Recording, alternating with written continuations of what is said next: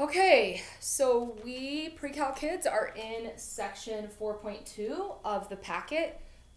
We just made sure that the packet was also on Hernie's website for you. So if you couldn't get it on your email or it wouldn't download or anything was weird, that way when we send it out the first time, look at some different spots on the website for this chapter 4 packet and you should find it and then be able to access the problem you're supposed to be doing.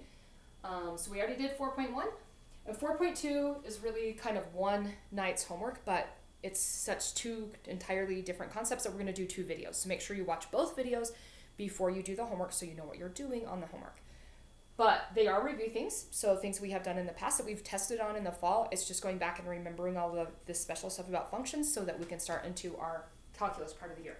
So concept 1 is where we're blending functions together. So maybe we're finding a sum, a difference, a product, or a quotient of 2 original functions. Often they're going to be probably notated as f and g. And that part, sometimes you try and do too much on and there's not a lot of algebra to do on. But the hard part is where we're doing this, which is stating the domain.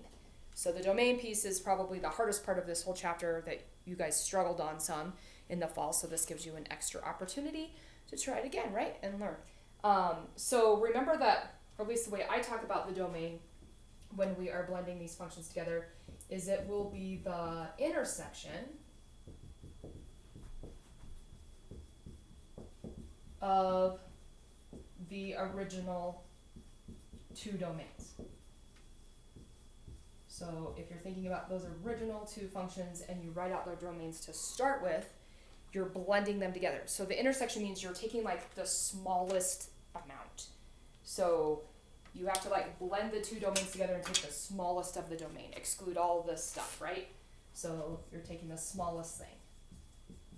And we're going to have that domain that we're going to write in interval notation. And sometimes there's other ways to write it, but you guys are probably the most familiar with interval notation, and I think that's how it shows on Hernie's website. So if you're checking answers, it will kind of match up a little bit better, okay? And we'll still do a lot of drawing, like the number line thing to identify the domain, like Hernie does a lot to give you that visual and talk it through. So we're going to do quite a few of these, and of the 4 examples, they're all kind of showing something a little different. We're also teaching you something that's in 4.3, because besides just finding sums, difference, products, and quotients where we're adding, subtracting, multiplying, or dividing, we might as well throw in composition on there as well, and you'll do more of that in section 4.3 homework, but we're teaching it now because it goes with this, and you still have to do the domain. This is definitely going to be on your test, so you have to feel like you know what you're doing, and you practice it, and you go back and you review it. So example 1, we are given that f of x is equal to 1 over x, and that g of x is equal to 1 over x minus 1. And we're supposed to find and state the domain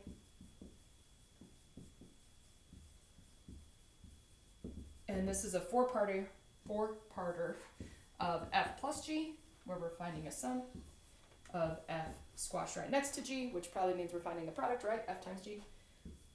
And then f divided by g, and the most common way to show division in math is as a fraction. And then I'll write part d when we get there, because it's kind of a little bit different notation. So the way I would start, and what I tried to encourage my kids to do when we did this the first time in the fall, is start by writing your domains of your original, and then you can think about how to intersect those 2 together, right? And then you can really not have to think so hard about the domain, because it's going to be the intersection of that domain, the smallest thing, unless you get something extra in your final answer. And typically the only extra thing you're going to get is by doing a quotient, because you might have extra division by 0 that you didn't have on the originals.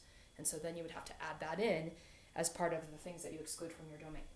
So f of x is our most basic rational function, 1 over x.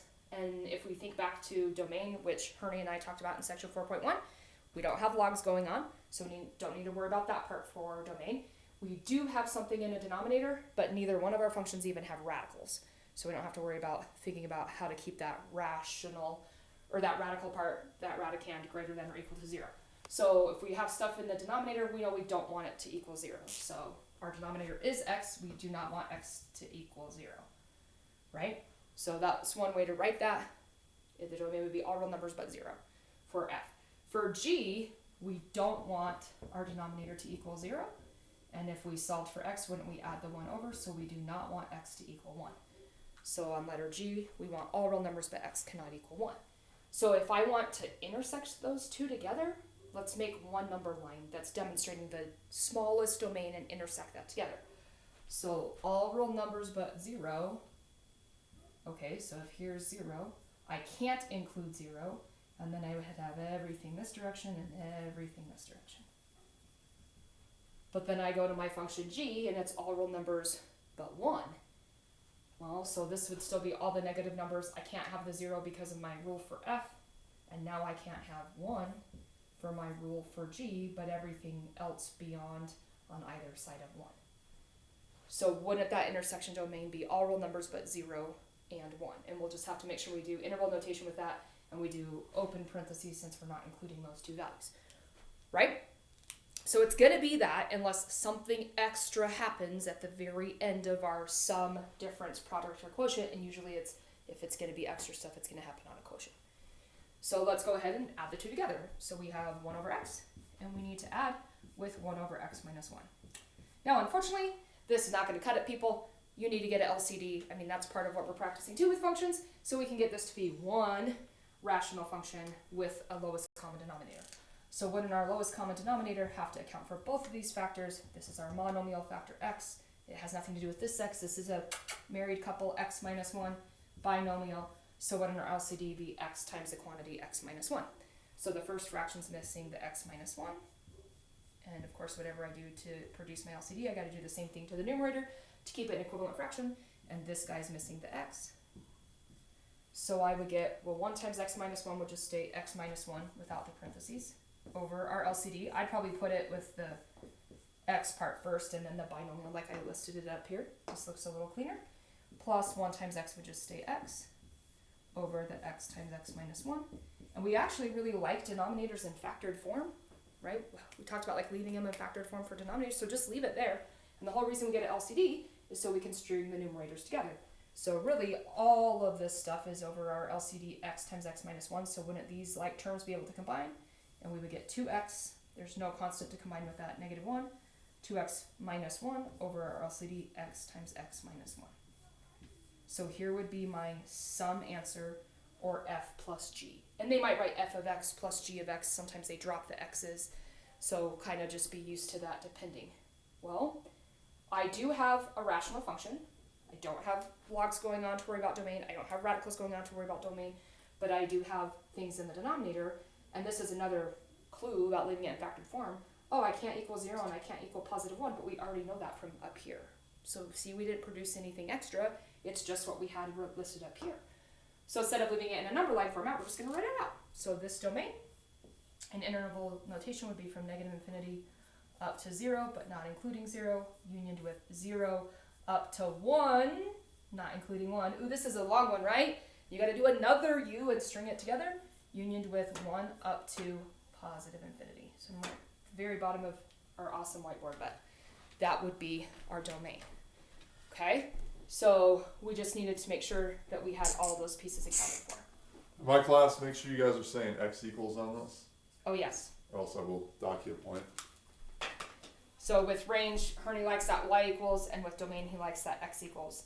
So just be a little cautious of that. All right, so part B, we have f times g, so we're doing the product. We're finding the product of these two functions. And we still know, as long as it's adding, subtracting, multiplying, dividing, our 4 basic operations for functions, that the domain is going to be that small intersection, smallest chunk, which we've already accounted for, and so it's going to either stay this or be extra stuff. So f of x was the original function 1 over x, times g of x was 1 over x minus 1, and they're both fractions, which is nice. If they were not both fractions, I would put one of them over 1 so you could see them as both fractions. It's always easiest if everything's fractions, and don't we multiply fractions straight across? So 1 times 1 would stay 1, and I would just leave this right in factored form. I still can't equal 0 or 1, like we said at the beginning. This is all you can do. What else are you going to do? Don't try to do your own creative, crazy algebra. And we would have the exact same domain that we had before. So our domain would be all x's from negative infinity up to 0, union with 0 up to 1, union with 1 up to positive infinity. Okay? So moving on to letter C, where we have the quotient. So the quotient is the one you better watch for a little bit more, because there might be extra stuff that happens. Because if you're dividing by a function, then you might introduce extra division by 0 that you didn't have from the original two. So f of x is the fraction 1 over x, divided by g of x is the fraction 1 over x minus 1.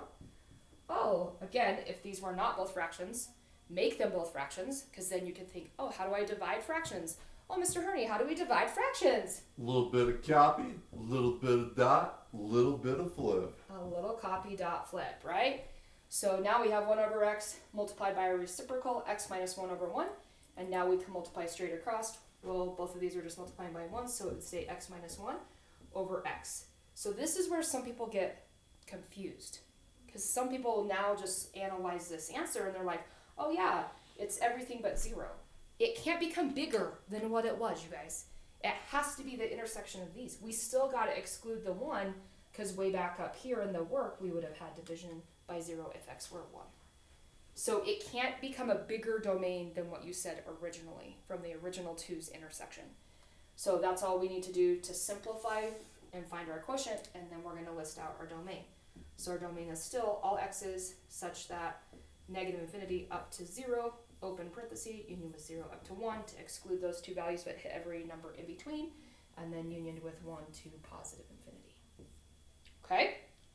So now we're on part D, and I told you part D is more for like in the packet if you have some notation that looks like this. So we have f squared minus g squared for this one. So if they all of a sudden only deal with one function at a time and square something, they're just trying to tell you to take the function and multiply it by itself or square it, right? That's what squaring means.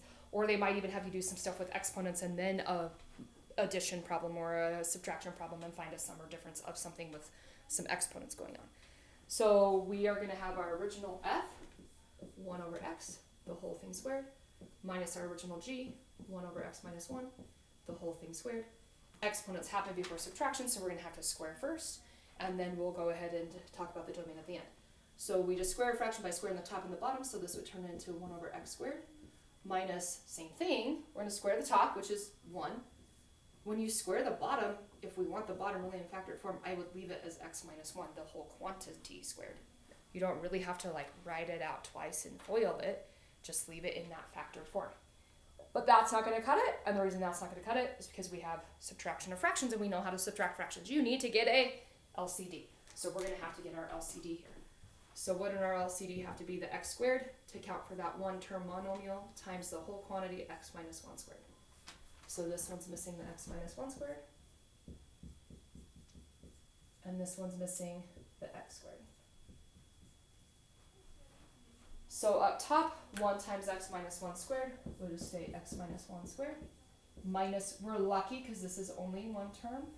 Remember later, if we had more than one term, then we would have to distribute that negative through. I'm going to go ahead and jump all the way to going, okay, well that would be all the numerator over our denominator, which would be the x squared times x minus 1, the whole thing squared. Just left in factored form, kind of in that nice order. Now, we get an LCD so we can string the numerators across. And you guys now, even though we're leaving the denominator in factored form, we actually do want to square this out, right? Don't we want to square this out and FOIL this part out? Because then we might have some like terms with this part. We were lucky because we were only subtracting this one term. If there had been more than one term here, we would have had to do minus big brackets to distribute that negative through. Like we talked about with that whole like f of x plus h minus f of x all over h thing. So when I multiply this by itself, or FOIL, or big distributive property, however you want to say it, hopefully you're getting to a point at this stage of the game, quarter 4, pre-calc, before calculus, do you like our shirts? That maybe like you can just FOIL this in your head. So when it would be x squared, the outside would be negative 1x, but we'd have the inside being a negative 1x to negative 2x in the middle, and the negative 1 times the negative 1 would turn into positive 1. Minus the x squared all over our LCD. And then the x squareds on the quadratic terms are opposites and would cancel. And so it looks like we're left with, and we might as well leave it in this order, kind of that descending order of the linear term, negative 2x plus 1, our constant, over our LCD. So there's our first part of our answer, doing our f squared, g squared, and then subtracting those to get that difference, but now we got to do the domain. So since we did have a denominator, we better look. Well, we know that this factor if it were equal to 0, would give us a whole denominator of 0, but we already know 0's out. And this factor would still give us, if x were positive 1, a 0 that when I square it would give me a whole thing of 0. But we still already have that accounted for. So a lot of the time, if you figure out the domain at the beginning, that is what is coming with you for every part of your problem. It can get a little smaller because you exclude a little bit more out, and typically that happens on a quotient. It just didn't happen in this case. So we have the exact same domain that we've been doing on all of our other problems. Our domain would be x equals negative infinity up to 0, unioned with 0 up to 1, unioned with 1 up to positive infinity. Okay? So we're going to erase. That was example 1. Make sure that you're taking good notes on this stuff into your notebook as if we were doing regular class in class, because this stuff is probably, like I was saying, the hardest part of the chapter.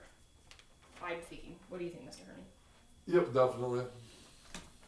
All right, so example 2.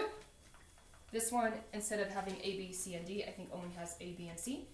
And Herney will jump up on this one because this one, I think, does have some radicals. If you're in my class, I don't mind you leaving the radical in the denominator. But if you are in the lovely Mr. Herney's class, he wants you to rationalize the denominator. So he'll jump in and probably, if any parts end up with the radical in the denominator, show you the way to rationalize and what he would expect your answer to look like. So just a little bit of difference on the end. Okay? So example 2, we start with f of x equals the square root of 1 minus x over x, and g of x equals the square root of x. So we still want to, on part A, find f plus g. On part B, find f times g. And on part C, find f over g. Sometimes they might flip that and say find g over f. Okay? And we're going to state the domain. So I didn't include that, but like that's the key part that we're really focusing on. So if we know the domain, if we're adding, subtracting, multiplying, or dividing, is the intersection of the two original domains. Let's start with the original domains, put them together on one number line so we can see what the intersection is, and hopefully we just get to string that along unless something extra happens. So I'm going to start with g. It's maybe a little bit easier. So we don't have logs to worry about not equaling 0 and being only positive. So that part's fine. We don't have a denominator on g to worry about division by 0, but we do have a square root. So any even root, we know we don't want negatives underneath there because that would produce i's. So we want to take what's under there. It's called the radicand, and you want to set it greater than or equal to 0. And that one's already solved. Okay, so if I thought about on a number line, just getting that part on there, I have 0. I can equal 0, but I need to be bigger than 0. So numbers that are bigger than 0 to the right. Okay? So then if I go to f, I'm like, oh no, I have a radical and I have a denominator. So let's start with the radical part. Let's start with the inequality. So 1 minus x has to be greater than or equal to 0. It's okay if we equal 0 on the radical in the numerator. If it were in the denominator, it could not equal 0 because then the square root of 0 would be 0 in a denominator, and that would give us division by 0. So watch for that with radicals possibly being in the denominator. But we're okay here because this one's up top in the numerator. So we set that radicand greater than or equal to 0. And there's lots of ways you could solve. I think a lot of you would just add the x over, so you wouldn't have to leave it negative and flip the sign. And so if we did that, Herney had one of these that happened to him too on the other video. A lot of us are like, because it's written backwards, right? And you read it, 1 is greater than or equal to x. But flip it around. Oh, that means x is less than or equal to 1. The alligator still eats the 1, which is the bigger number. Okay, so let's put that on our number line. So I got to go to where 1 is. So positive 1. I can equal 1. And I need numbers less than 1, which would be shading this way. But we said we couldn't be over here with this guy. And now we can't be, we got to be less than 1 for this guy. So we can't have this, right? And we can't have this. So now we're like in a really small zone. The other issue with F's rule is that we have a denominator and x cannot equal 0 because that would give us division by 0. And if we're intersecting these two together and we're blending them, it has to be the whole smallest thing of all of them together. So now if x can't equal 0, wouldn't this be an open dot? So we have all the numbers in between 0 and 1, including 1 and not including 0. How's that? Little tiny area of domain. Mr. Herney, is there any other way that you would do that, or is that kind of what you would do? Looks pretty good. Looks pretty good? Okay, so now we're ready to find the sum. So f would be the square root of 1 minus x over x. We're adding g, which is the square root of x. Oh, so I was kind of saying this on the last problem. On the last problem, if you only had one part that was a fraction, you would want both parts to be a fraction. On the last problem, it kind of seemed like both parts were always fractions, but this part we have one part that's a fraction and one part that is not. So put it over 1 to make it a fraction. How do we add fractions? Oh yeah, people, you need an LCD. Well, this one has that factor of x in its denominator, and this is only 1, so our LCD would just be x. This one already has it, only this guy needs to change. So we're going to multiply numerator and denominator by x to give us our equivalent fraction and to produce our LCD. So we have the square root of 1 minus x over x. A lot of you would probably flip that x in front of the radical. It's just easier to like read and say x times the square root of x all over x. And the reason we get an LCD is to add the numerators together. Which, what are you going to do? They're not like terms. They're not the same radicand. There's nothing to do there. That's it, you guys. That's all you can do. Don't like force it to be more. So I do have a denominator, but I know that the only thing that would give me the division by 0 is 0, and we've already got rid of him by intersecting the domains from the originals. So wouldn't our domain be all x's equal to parentheses 0, because we can't include 0, up to 1. All the numbers in between there, there's numbers in between there, it's just a smaller set of infinity than other infinities, and we can include the 1. So there's our domain for letter A. Okay?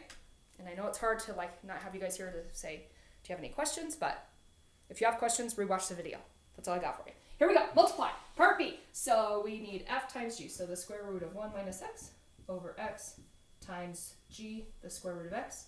Again, I'm going to put this guy over 1 so that they're both fractions, and I can think about, okay, what am I going to do with that? Oh, I'm going to multiply fractions straight across. So you could just probably leave it as this square root times this square root over x, and that would probably be fine. One equivalent form that would be acceptable as an answer. Some of you might want to put that square root of x, because it's a single one for a radicand, times this one that's longer, and that would be okay. Probably it's a little cleaner to use what's called the product property of radicals and go, hey, if I'm multiplying the same root, square root times square root, I can multiply these two underneath and make them under one house. So the square root of x times 1 minus x all over x. I didn't even produce a radical in my denominator, so Mr. Herney doesn't even have to come up and show rationalizing on this one. Or maybe a few of you will go, I'm going to go ahead and distribute that because it's in the numerator and get the square root of x minus x squared underneath one big square root sign all over x. I mean, truly, I would accept any of these three. They're all equivalent forms of the same answer. So sometimes there's not a lot to do, but there might be like different forms that suffice. Well, again, we have this division by 0 part, and we have radical stuff too, but we've already taken care of all of that by this, and we didn't produce anything extra that would give us extra division by 0 besides the 0 that we already took out. So if you've done the domain at the top, a lot of times it's just going to be the exact same thing, and you're just carrying it with you. So there's our domain, and probably one of those two versions. Okay, so part C is where we're back to a quotient. So f is the square root of 1 minus x over x, big division bar, divided by g. G is the square root of x. Well, I don't have to worry about anything with like getting an LCD because I don't have any adding or subtracting, but I do have division, and isn't division of fractions, because this guy, we make a fraction by putting over 1, the same thing as multiplied by the reciprocal. So we're going to do a little copy, we're going to do a little dot, and we're going to do a little flippage. So if you're in my class, I would just say, now multiply straight across, which gives us the square root of 1 minus x over x times the square root of x. And I wouldn't care that you have a radical in the denominator. This would be okay for me. Mr. Herney's going to come up and show you what he would expect. Yeah, that's no good. All right, so I got the square root of x down here. I got to get rid of it. Guys, you don't have to multiply by x times the square root of x. You just want to get rid of this guy, so I'm going to multiply by the square root of x over the square root of x. Alright? Now when we do that, up on top you get all those different forms that you could have had just like last problem. Okay, it doesn't really matter to me how you write that. If you want to just do x and then 1 minus x all in your square root there. On bottom here you got the square root of x times the square root of x, which makes a normal x. But then you still have to multiply it by this other x. So x times x is just going to make x squared. Okay, now if you go back and look at your domain, it's going to be the same exact things that we had before. Okay, nothing's really going to change there. Yeah, so when you do rationalize, it's not like that intersection domain is changing from the rationalized form. So sometimes it's easier to recognize that the domain still remains the same unrationalized, but it's not going to change anything. We didn't produce anything extra to give us extra division by 0.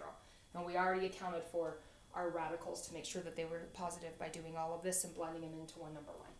So our domain is still all values of x, so that we don't include the 0, but we go up to 1 and we can include the 1.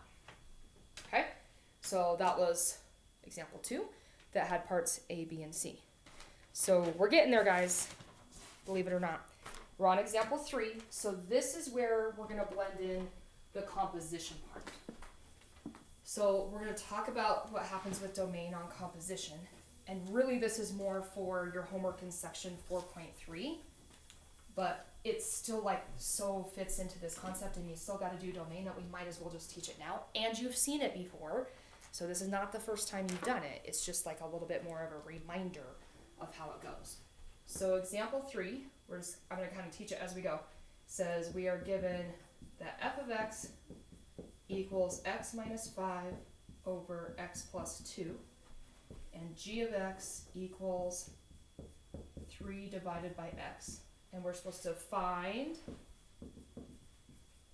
f open circle of g of x and g open circle of f of x, fog and goth, and specify the domain. Again, not trying to be tricky, like this is going to be tested. You're going to have to do some composition with functions and state the domain. So remember that composition, right? These open circles, it's really not fog and goth. It's f open circle of g, but it means that you're composing from the inside out f of g of x. And this direction means we're composing from inside out g of f of x. So composition is kind of like this fifth operation when specifically we're talking about functions. So there is something different about domain when you're doing composition instead of just the 4 basic operations, right? This is a new fifth operation. So I'm hoping that as we talk about it, I'm going to teach it the same way I taught to my kids at the original time we did this in the fall. When you're doing domain on composition, you have to take the inside function's domain.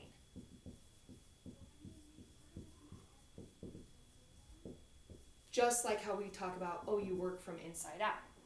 So the beginning domain that you take is not blending the two together, it's just the inside domain.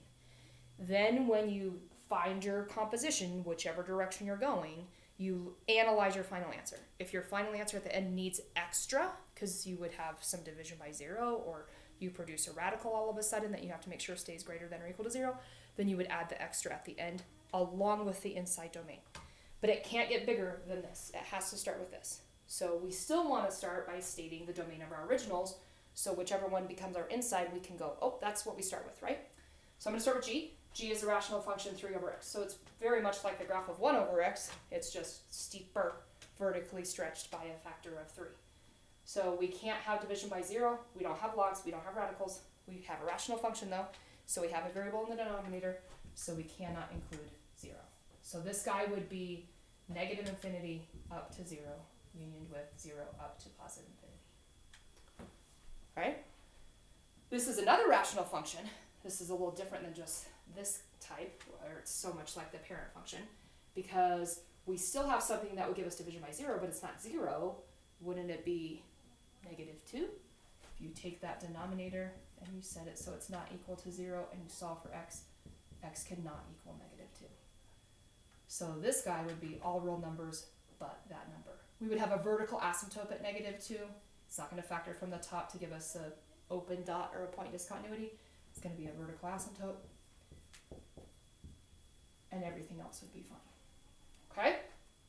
So, and the horizontal asymptote would be at 1. Just throwing that in there because your degrees match and the coefficients are 1/1. So let's go ahead and find our first direction. So if I'm working from inside out, my inside is g of x. G of x was 3/x, and actually that's what I'm thinking about the domain. So right now I know for this composition answer, the domain is at least going to be all real numbers but x cannot equal 0. We might have to add more, but at least it's going to be that. You have to start with the inside domain. So f of 3/x means go to the f rule. Wherever there's an x, replace it with 3/x. And there's two x's, and they're in a fraction, and we're plugging a fraction into them. Oh dear. So 3/x minus 5 all over 3/x plus 2. That is certainly not going to cut it either, right? You can't have a complex fraction where you have a fraction embedded with a fraction.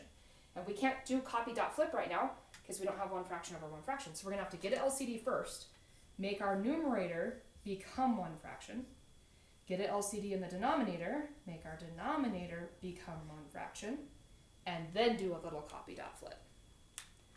So up top we would have 3 minus 5x. Again, we're only subtracting one term, so we don't have to worry about distributing a negative. All over our LCD, which is x, all over 3 plus 2x, stringing that numerator together, they're not like terms, all over x. So now I have a single fraction divided by a single fraction, and now I can copy dot flip. So I would have 3 minus 5x over x, copy down my first fraction, change my big division bar into multiplication, and a dot for multiplication, and reciprocate my second one, which is x over 3 plus 2x. And I do have some common factors that I can get rid of, since everything's multiplication there. 3 minus x times this x times 3 plus 2x, we can get rid of those. And we're left with 3 minus 5x over 3 plus 2x. As our composition f open circle g, or f of g of x. So we got our answer part. There's no like extra pulling out of factors. Don't do something crazy and be like, oh, these threes cancel. What are you doing? Now we do not have multiplication. There's no more canceling because we can't factor anything. But we got to go back and talk about the domain. So remember, our inside domain was all real numbers but 0. And even though this answer looks like 0's fine now, it's not fine, you guys. Way back here, it would have given us division by 0 in the original way back here work. You gotta take that inside domain. So it's at least gonna be this, and we analyze our answer and we go, okay, there's no logs, so we're good there. There's no radicals, so we're good there. But now we have a denominator, and there would be something that I could substitute in for x that would give us division by 0. And maybe this one's harder to like mental math. That's why we've taught you like take your denominator and set it equal to 0 and solve for the value that gives you 0, or set it so it cannot equal 0 and think about how to solve so it does not equal 0, whichever version that you like.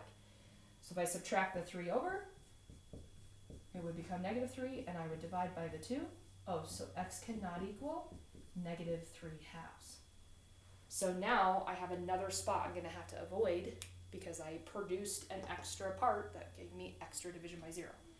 -3/2 is smaller than 0, so wouldn't our domain become, and if you needed to draw on a number line, do that, from -infinity up to the -3/2, where we can't equal, so open parenthesis, union with, start right back over, just to be a little bit beyond that, all the way up to 0, open parenthesis, unioned with 0 to infinity.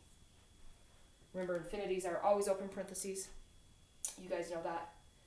Sometimes in this packet, or maybe in a different book, they would show the domain in that set notation, and they would say the domain is all x's such that x cannot equal -3/2 and 0.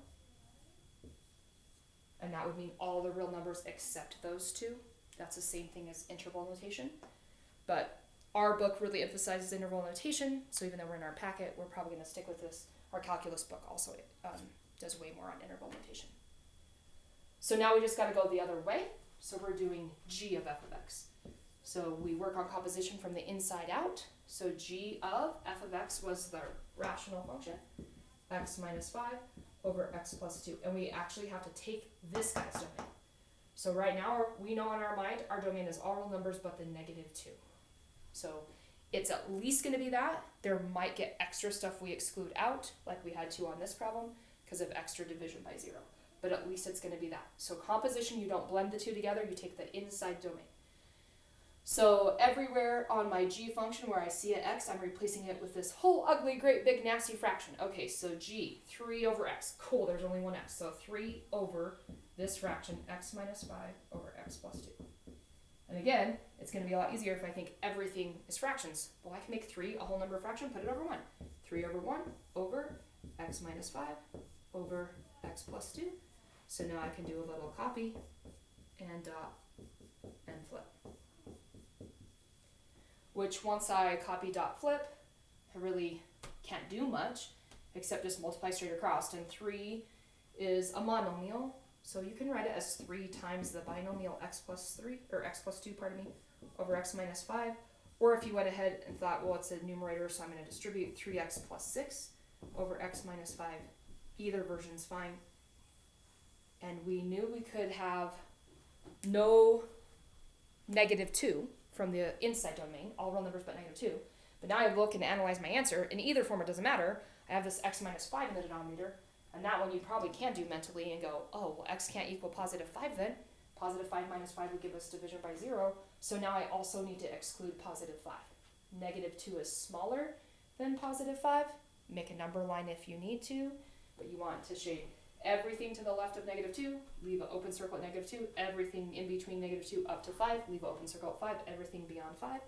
So our domain would be all x's equal to negative infinity up to negative 2, unioned with negative 2 up to positive 5, unioned with 5 up to infinity. So this is really a preview for some homework for section 4.3. And we're going to do one more that has, I think, one composition, but then also some of the other operations like adding or subtracting or dividing. And I think extra, like just do a composition with a number. And I think this one might have radicals. So Ernie might jump in and do a little rationalizing of a denominator at some point too. So his kids see that final step that my kids just get to be cheaters on and not have to do, because Ernie says I'm soft. Okay? Alright, so last one. I know this is long. Thanks for hanging in there. You guys remember, we're trying to model class, so we have a 45-minute class period. I'm at 38 minutes. This is what we would do in class. Like, I don't know how else to say it, so we're doing the best we can. I know it's a lot. Okay, but this is the last one for this concept. So we are going to let f of x equal the function square root of 6 minus x, and we're going to let g of x equal 1 over x squared. So just to remind you some stuff real quick about graphing, if it's 1 over x squared, instead of our parent function where we have our branches in quadrants 1 and 3, x squared, no matter when you square something, wouldn't it become positive? Aren't our branches now in quadrants 1 and 2? Sometimes in math 2 we tell them it looks like a volcano graph. And if we had a negative constant on top, it would just take our branches and reflect them over the x-axis, and we would have the branches down in quadrants 3 and 4. And this guy, if we really had to graph, is one of those like crazy messy ones where you're thinking, oh, it's a square root curve, but you kind of have to reverse it and then factor out the negative one. So wouldn't you have, because it's a negative inside the house, your square root curve that usually increases slowly to the right, it reflect over the y, so now it would be going and increasing to the left, and then you would shift right 6. So just to like throw in a little bit about graphing, because there's definitely some graphing of some parent functions and slight transformations of them on your exam. Okay, so on this problem, we have A, B, C, D. So A, we want to find f of x times g of x. For part B, we want to find g, open circle, of f of x. For part C, we want to find G over F, so the quotient opposite way. And D is F of G of 1. So actually, I'm going to work and start on D because it's probably the easiest. We'll do the domains for these three because they're still left in terms of X. In this one, we're not really doing domain because we're evaluating a numerical value. So F of G of 1, oh, that's like composition with numbers, like piece of cake, work from inside out. So we would leave the F on the outside. We would evaluate G of 1. Well, because G of X is a pretty basic little rule here, 1 over X squared, a lot of you would just go, I just plug in the 1 for X. 1 squared would still be 1, and 1 divided by 1 would equal 1. So this output would be 1. And now we're doing F of 1. And if you're just working vertically down, that's probably the best notation. So F of 1 means go to the F rule. Wherever I see an X, there's only one X. Replace it with the 1. So this would turn into the square root of 6 minus 1. And 6 minus 1 underneath the house is 5. Square root of 5 is not a perfect square. We would just leave it as the square root of 5. This is like really a packet that is all non-calculator. You don't need to approximate the square root of 5. Like, you're fine. Okay, so that one has nothing to do with domain. But the other three, we are going to do domain. So we just have to keep in our head that we have some basic operations, and then we have that fifth operation for composition, because that means our domains are done a tad bit different. So for the multiplication and for the division, for the product and the quotient, we're going to do the intersection of the domain. So if I start with G of X, because I did the graph as well, wouldn't my domain be all real numbers but 0, where my vertical asymptote is? Because I have a denominator, and I know if I plugged in 0, that would give me division by 0. So if I drew that on a number line, all real numbers but 0, everything this way, everything this way. All right?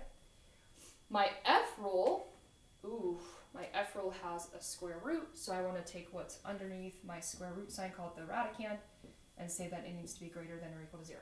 No denominator, so I don't have to worry about division by 0. It's fine if up top we equal 0. The square root of 0 on top would be 0, as long as it's not in the denominator. And we don't have any logs or anything, so this is our only issue.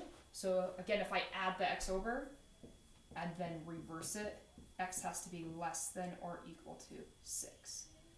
So I go to where my 6 is.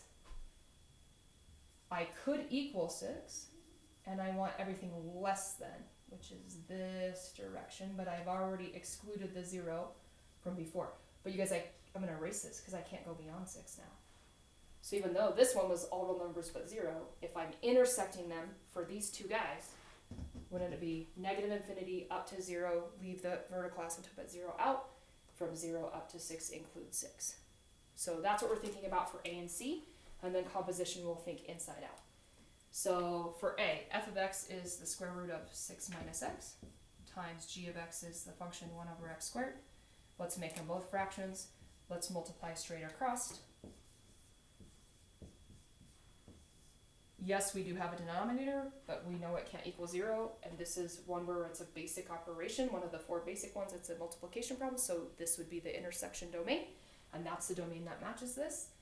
We don't have a radical in the denominator, so even in Herney's class, this is full credit, and our domain would be x equals negative infinity up to 0, unioned with 0 up to 6, close bracket. Okay? Composition. Okay, so we can't use this domain for composition because that's the two blended together. And for composition, we just take the inside guy.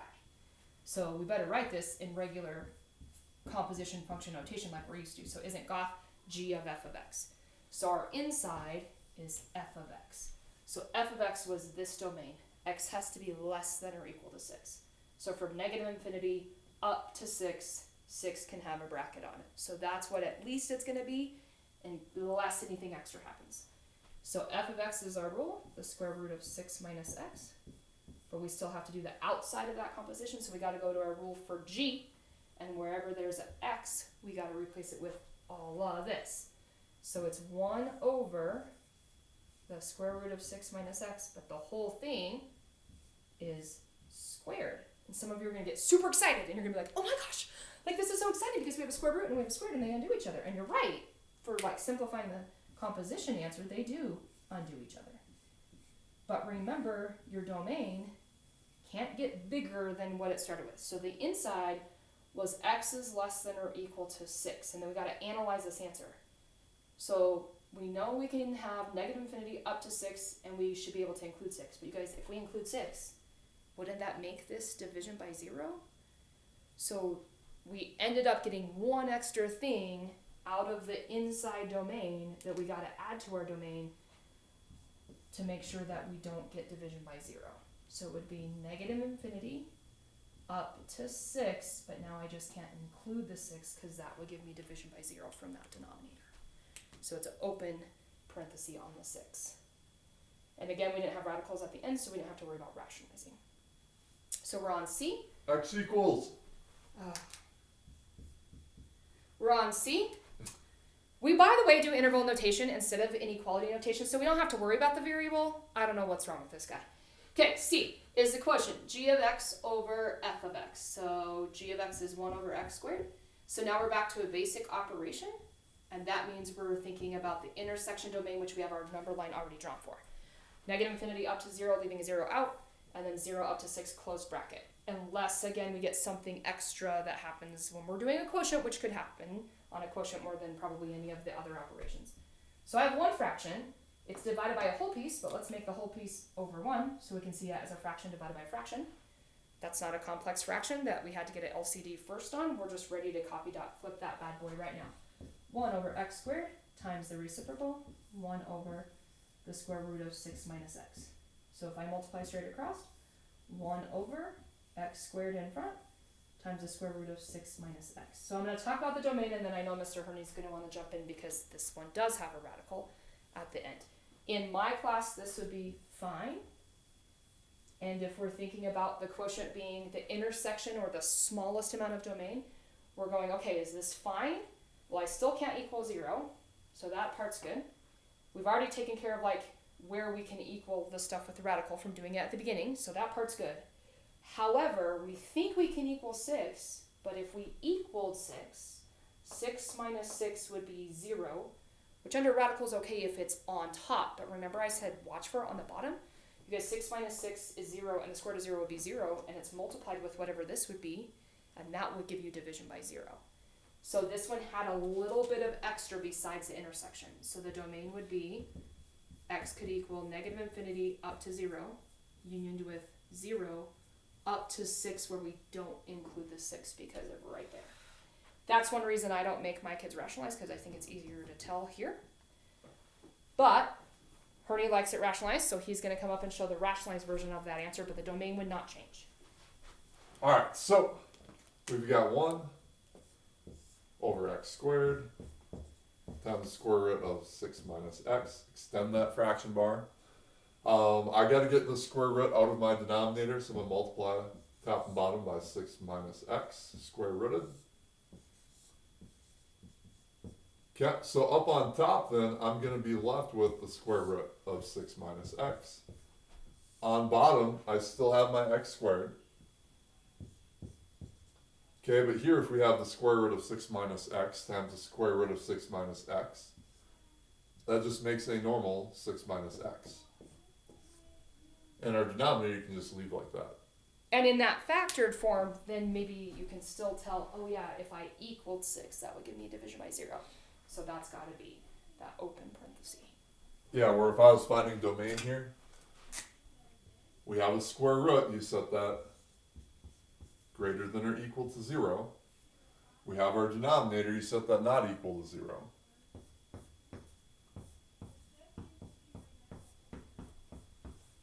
Okay, so over here we're still left with 6 is greater than or equal to x. Here this is already factored for us. X squared cannot equal x, or I'm sorry, x squared cannot equal 0. 6 minus x cannot equal 0. 6 cannot equal x. Here x cannot equal 0. And here we have x is less than or equal to 6. So if you're to throw that all in the number line, I'm going to start with this guy. We have 6. Shade to the left. Okay, we know that x cannot be 0. And we know that x cannot be 6. So here I'm going to go and unshade that one. And you get the same domain every single time. Good. So lots of like different options. Hopefully with the two like different ways to do it, one of those two ways makes sense and you're feeling more confident with this than you did in the fall, because it's definitely something that is tested. So we will do another video for the graphing part of 4.2, which will be much shorter. This was the longer part.